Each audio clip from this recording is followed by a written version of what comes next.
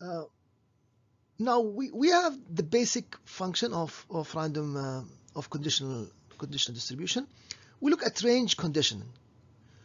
If I want to condition over a certain range, we define the event b to be less than a given value b, which is any number. So if I tell you, for example, what is the probability of having a student given that his GPA is less than 3.5, or his weight is less than 75 kilograms, or his height is less than 1.8 meters. So we are conditioning on a range. In a very similar way, just like probability, we can say that the CDF is conditioned over this event, which is the range. A CDF can be converted into probability, because CDF is automatically means the random variable is less than or given less than or equal to this value. So we're writing CDF in terms of probability. Then we're expanding the conditional probability here as an intersection over the probability of the condition.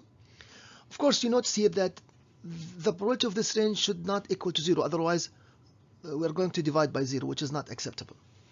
So now we have different cases. If x turns out to be above this range, okay, so this is the condition we're looking for.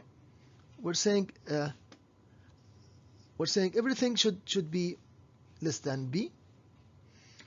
All right, so if your random variable, if the number turns out to be x, then of course the two conditions, the intersection here, will overlap. We'll just take the smaller condition, because b is guaranteed if the number is less than b, so it's already less than x. So the intersection will give you x less than b. So we can simplify the intersection into the following, and the answer is always going to be 1.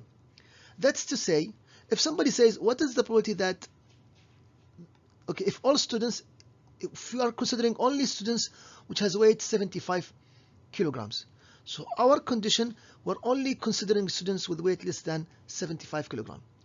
So if you ask me about the CDF of having 80, that's to say, what's the probability of having any number greater than x, and we're using CDF, which is saying what is the probability that the outcome will be less than or equal to 80. Of course, it's going to be 1, because all our students satisfy the condition. So we are done with the first case. The CDF will be always 1 for values greater than the condition. If all my students are below 3.5, and I ask you what's the probability that the GPA will be less than 3.8, of course it's going to be 1. Now let's consider the second case. In the second case, I have changed the order now. X is less than b.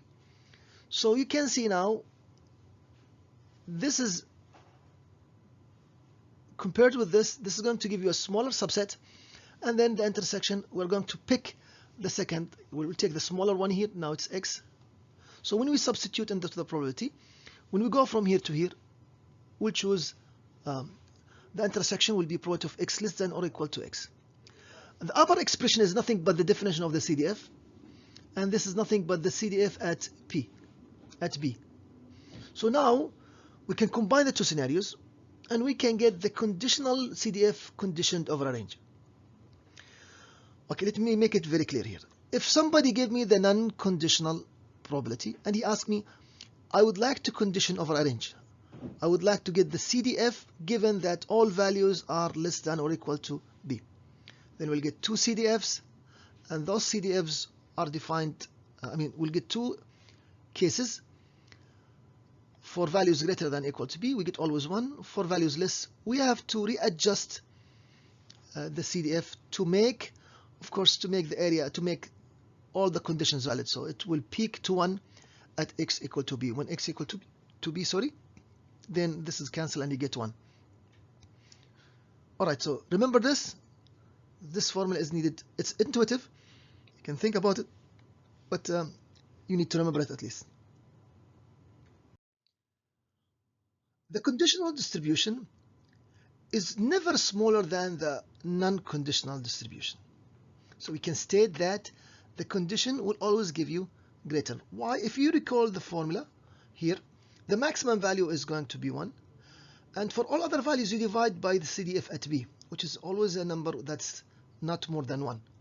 So if this is, for example, the non-conditional, you expect the conditional always to have higher values at any instant on the x-axis. So it does not go below. Otherwise, there is something wrong, because the condition should give you a higher value. This is the conditional probability. Compare it with the non-conditional, which is always less or equal at least. Okay, so this is important note to take into account. We can also get the range conditional density function. Remember, from given the CDF, the conditional CDF, the conditional density function is just the derivative of this. So if you differentiate, okay, so you basically differentiate the upper term here. This is a function, so it becomes small fx. The CDF become BDF. For the denominator, this is a constant. Recall that this is a constant because we are substituting for b. Then this is why we don't get small f. It will remain as is because we have a constant scaling the function. So this is why we have small f. This is the function being differentiated, and this is just a scaling factor. If you insist in having a small capital F, small f, you want to write things in terms of PDF, then we can write the CDF as an integral from -infinity to b of the PDF. This is the conditional density function. Of course, for the range of x greater than b, the derivative of 1 equal to 0.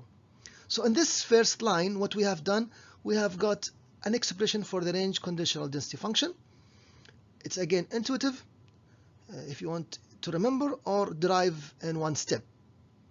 It comes directly from here. So just to show you how it looks, so we're saying similarly for the range condition, we can sketch and see how it looks. For the case of non-conditional, we had something like this shape.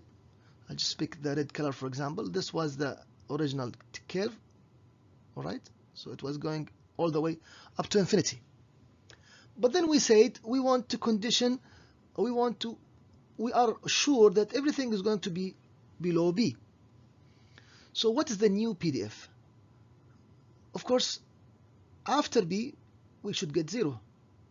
There's no density here. And this is what we got here.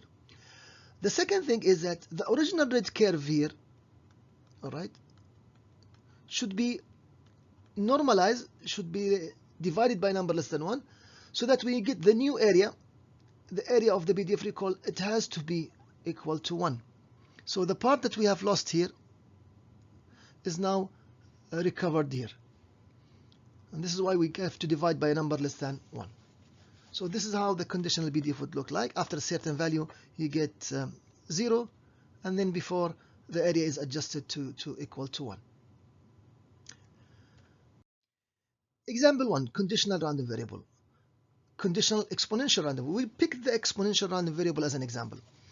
And specifically, we have chosen the following random variable, shown in blue, e to power minus x for positive x and 0 otherwise. So if you want to sketch, we can also clarify this by pointing out that we're going to have 0, of course, here that represent this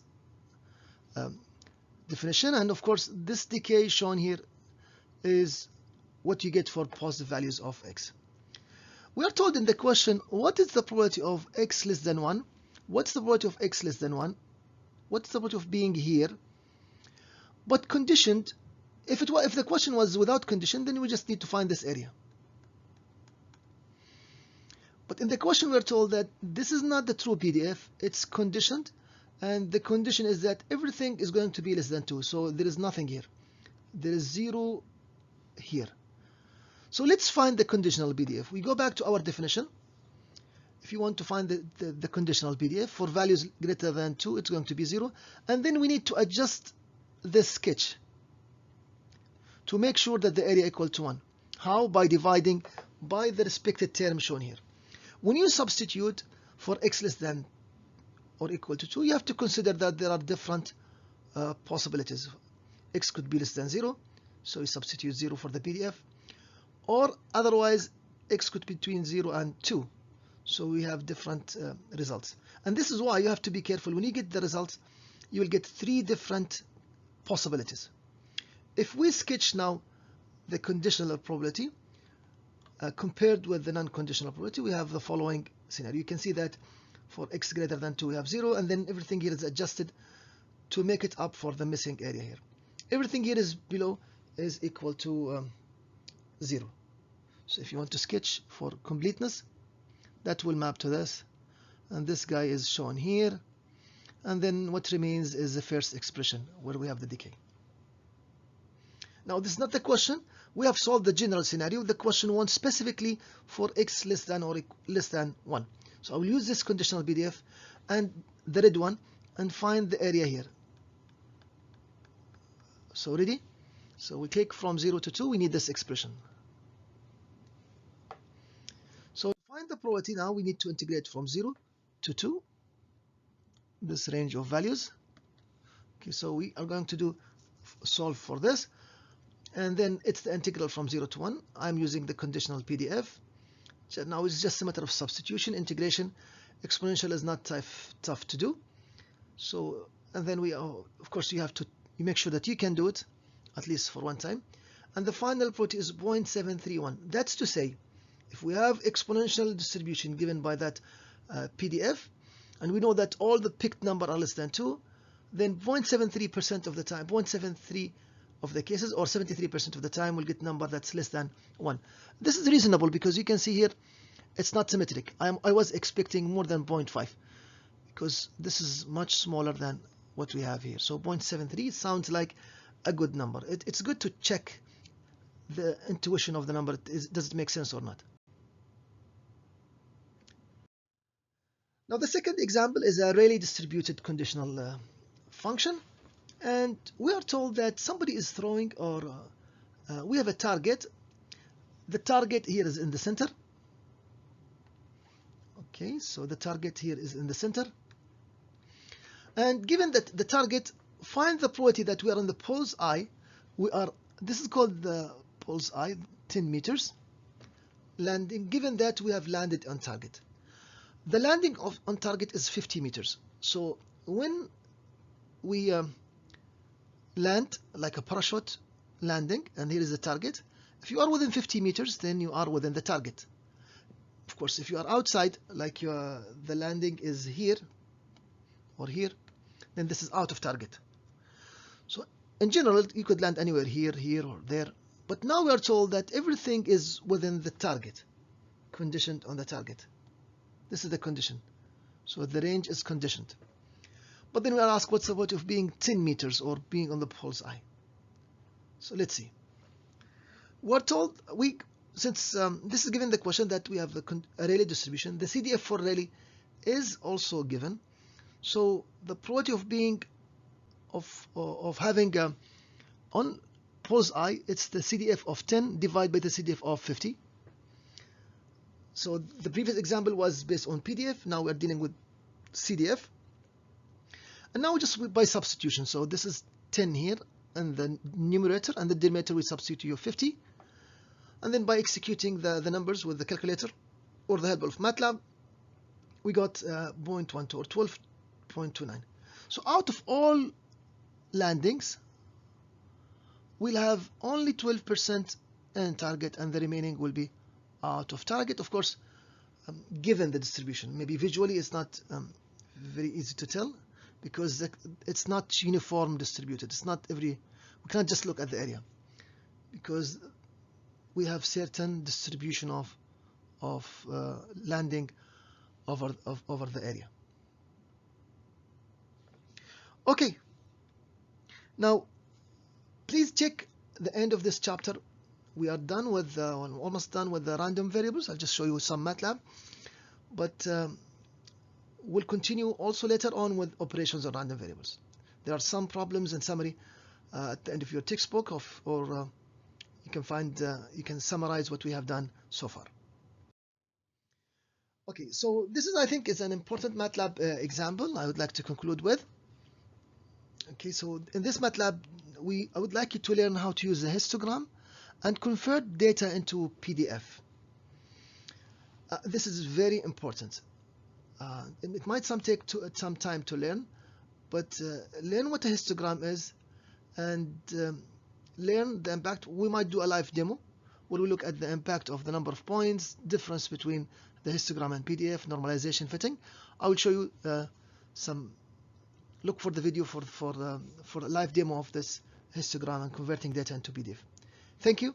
We'll see you in coming videos.